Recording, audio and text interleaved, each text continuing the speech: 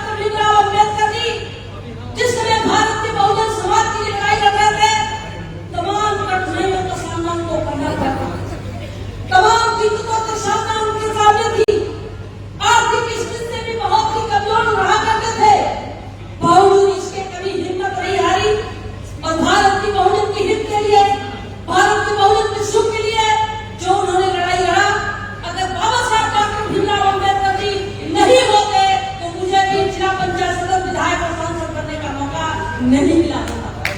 अगर आज मैं सांसद के रूप में, विधायक के रूप में, जिला पंचायत सदस्य के रूप में आज महिलाओं को जो आगे बढ़ने का मौका मिला है, ये बाबा साहब डॉक्टर भीमराव अम्बेडकर जी के बदौलत मिला।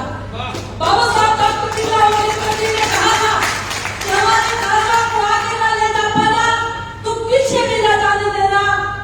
आज एक अकेला डॉक्टर भीमराव अम्बेडकर जी पूरे भारत के करोड़ों लोगों को सही रास्ते पर चल करके, समाज को एकजुट करके IAS डॉक्टर मास्टर ही नहीं, राष्ट्रपति और प्रधानमंत्री की कुर्सी तक के सपना जो आज हमारा भारत का बहुजन समाज आज देख रहा है, ये बाबा साहब डॉक्टर भीमराव अम्बेडकर जी के बदौलत देख रहा है। लेकिन आज आपने आंखों के सामने सब कुछ खत्म होता हुआ नजर आ रहा है। हमारे कानून बहुत बारीकी से समाप्त हो रहे हैं।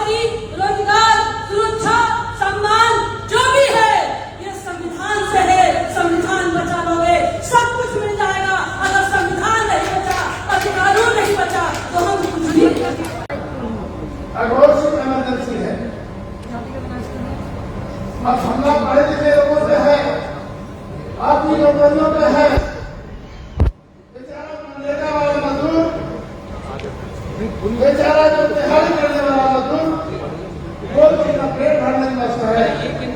वो जानते हैं क्या करने के हम लोग करने में पढ़े लिखे लोग हैं, इसको हमारा पेट में संविधान बनाने में पढ़ना नहीं कर देंगे, आरक्षण देकर नौकरी कर देंगे, लेकिन इनको रोक देंगे, इनको बर्बाद कर देंगे। लड़ाई लड़ने वाला कोई ऐसा नहीं है। आज हमारे साथी बहुत से लोग उनके दिलों में है, लेकिन उनकी हिम्मत नहीं है कि अपनी बात, अपने समाज की बात, अपने आरक्षण खत्म होने आरक्षण की बात, अपनी जाति नौकरियों की बात, अपनी माँ भाई बेटी की इज्जत लूट रही है, हाथ से रुपये से कटा हुई, वही देश में भारतीय जनता पार्टी का बहुजन नेता नहीं था जो बेटी के लिए खड़ा हो गया हो, बोलने का काम किया हो, सबके मुंह में ताला लगाने का काम धीरे धीरे किया था।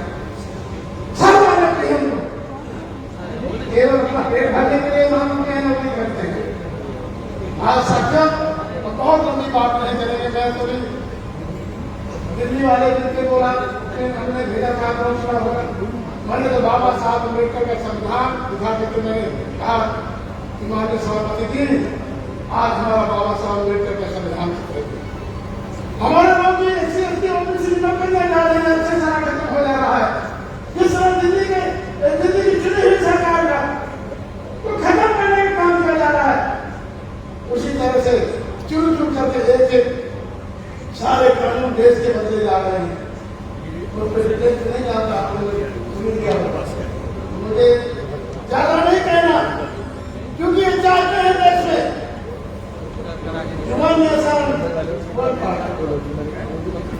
एक धर्म है, एक पार्टी है और राजा है और प्रजा है, ये इनका सिद्धांत है। राम राज लाना चाहते हैं ये कि राजा रहे प्रजा रहे, इसके लिए कौन लड़ाई लड़ेगा? लड़ाई हमें आपको लड़ना पड़ेगा। कैसे लड़ाई लड़ेंगे? हमें संकल्प लेना पड़ेगा। दिल्ली में बैठ करके किताब लिख करके, लेख लिख करके, व्हाट्सएप, फेसबुक, ट्विटर, इसके माध्यम से, और जो किसी स्टेट में रहने वाला है, अगर बगल में स्टेट का भी रहने वाला है, जहां जहां भी चुनाव हो रहे हैं, तो भले अगर मीडिया की तरह मत कर सकते हो, वहां जाकर के अपना पैगाम देने का, अपना संदेश देने का काम करो और इनको काम करो। अपने लोग जीतते जाएंगे, अपनी जो पार्टियां, जो सेकुलर पार्टियां हैं, जीतते जाएंगी और ये कमजोर होंगे, तब हमें अधिकार मिलेगा। पूरा हमारा देश का इलाका किसान जो है 300 करीब जो है शहीद हो गए, से चल रहा, कोई सुनने वाला नहीं है। वहां एक चर्चा भी नहीं, बीजेपी के लोग कर सकते हैं, बीजेपी के सांसद कर सकते हैं। अरे हम तो आज मिली गति उत्तर प्रदेश में एक मिल रही है, मीडिया को ऐसा दिखा रहे हैं कि हमने हर व्यक्ति की 93,000 प्रत्येक व्यक्ति में। इस प्रकार से यादों का सम्मान कहाँ हुआ, कैसे हुआ, और उसके लिए हमारे बुजुर्गों ने क्या क्या देखा। मैं किसा बताना चाहूंगा कि यादों को जरूर पहले अधिकार नहीं था, यादों जरूर नहीं कर सकता। पुलिस जमाने में ये कोई यादों का बैकवर्ड कोई दलित बात छोड़ दीजिए, तो जरूर देखना पड़ा था। लेकिन जो संग्रहित जातियां थी वो जरूर नहीं कर सकती, और उसके लिए बड़े बड़े झगड़े होते, फौजदारियां होंगी। अलग जरूर कोई पहनना नहीं है, उस जमाने में एक बात मैं कर रहा हूं कि जरूर ना पहना जाए तो आपने हिंदू नहीं मान लो। मेरे बाबा ने बड़ा प्रयास कराया अपने गांव के आसपास जो जरूर पहने, लेकिन अपने को ऊंचा समझने वाले लोगों ने कई बार यादों जरूर तोड़ डाले, बड़ी फौजदारियां हुई, संघर्ष हुआ। तो हमारे बाबा ने सोचा कि अब क्या किया जाए। उन्होंने मुकदमा दाखिल किया, खूब दाखिल किया पूरी गवर्नमेंट में कि हमें जेल पहले अधिकार दिया जाए। केस चला, दलीलें अपनी अपनी दी गई और दलीलों में इतना हुआ, एक जज का जो क्रिश्चियन जज था उसने आखिरी में जजमेंट ये दिया कि या तो जनेऊ पहन सकता है क्योंकि आधा ये सवर्ण है और आधा शूद्र है। जजमेंट तो हो गया। जिस जमाने में हमारे पापा ने जजमेंट में छुपा रख लिया तो कहीं दिखाया नहीं, उसमें लिखा था आधा शूद्र है, इसलिए जजमेंट रख दिया और जज ने जजमेंट का शूद्र रख दिया। इसके बाद फिर किस्सा क्या हुआ, हमारे कानपुर में ही एक जगह पड़ती दूसरा नगर, वहां फिर विवाद पैदा हुआ जनेऊ के बारे में। तो जनेऊ के बारे में विवाद पैदा हुआ तो सब यादव महासभा में काम करते थे, बनारस के या पत्रकार एकत्रित यादव, बाल प्रसाद यादव संपादक जी से, राजेश सिंह जी संपादक उसके, और बिहार में एक यादव महासभा नेता हुआ करते थे, महासचिव, पूरे देश के राष्ट्रीय महासचिव विंदेश्वरी बाबू पटना, और हमारे गांव जी यादव महासभा रहता है इससे। ये तीन लोगों ने बात तय की, इतनी झगड़ा आ गया। मूसा नगर के पास जो कहते हैं यादव जो नहीं कर सकता, फिर पंचायत हुई।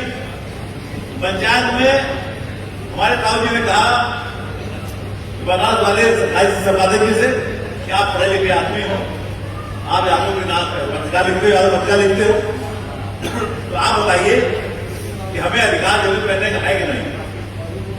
एक तारीख तय कर दी गई, इस तारीख में आप सब लोग आइए और वहां पर तय होगा कि यादव जरूर पहने अधिकार है कि नहीं। इलाके की घटना हुई और भीड़ में सारे यादव समाज लोग इकट्ठा हुए और वहां पर इकट्ठा होने के बाद में हमारे ताऊ जी योगी रामपाल सिंह, विंदेश्वरी बाबू और बनारस वाले प्रसाद जी और आगे बनारस राजेश सभा जी, तीन लोग पहुंच गए बड़ी किताबें लेकर के। तो वहां जब मीटिंग चलने लगी तो वो लोग आए नहीं, ब्राह्मण लोग आए नहीं। तो वो ब्राह्मण लोग आ जाता, दिखाई जाए किताब दिखाई जाए। ब्राह्मण लोग जब नहीं आए, काफी इंतजार किया गया, तो युवा क्या क्या किया जाए, तो उनका हमारी जीत हो गई। तो सब जय जयकार सारे लग गए, हमारी जीत हो गई। इसके बाद में जब जीत हो गई, वहां से हम लोग चले आए, लोग रास्ते में हमारे ताऊ जी ने कहा संपादक जी आज की हो गई हम लोग की, और आगे फिर कोई मौका आएगा तो फिर दिक्कत होगी, तो किताब दे दीजिएगा हमको जहां लिखा है यादव जरूर पहन सकते। संपादक जी बोले अरे चौधरी साहब कहाँ कोई किताब है, कहाँ लिखा कहीं। बोली बांध क्यों लाए थे, बोले तो बहुत पुराने ही लाए थे ताकि लोग डर जाए।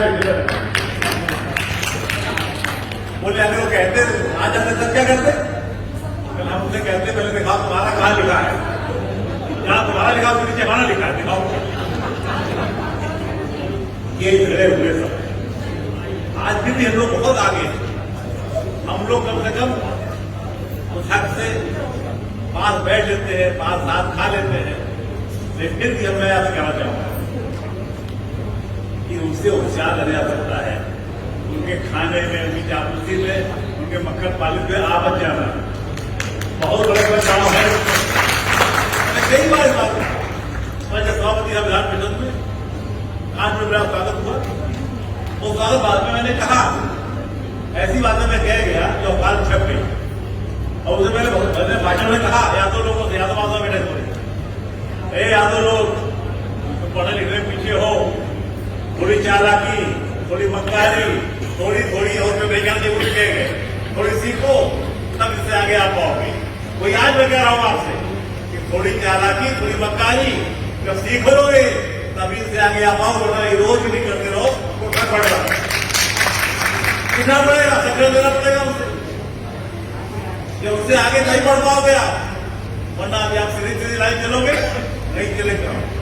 लाइन सीधी हो, दाएं बाएं से आ जाओ, वो देखते रह जाए कहां चले गए कुशवाहा जी, कहां चले गए पाल जी, कहां चले गए सरदार जी, सारी बातें ऐसी है जिसे आप नहीं कहना चाहूंगा।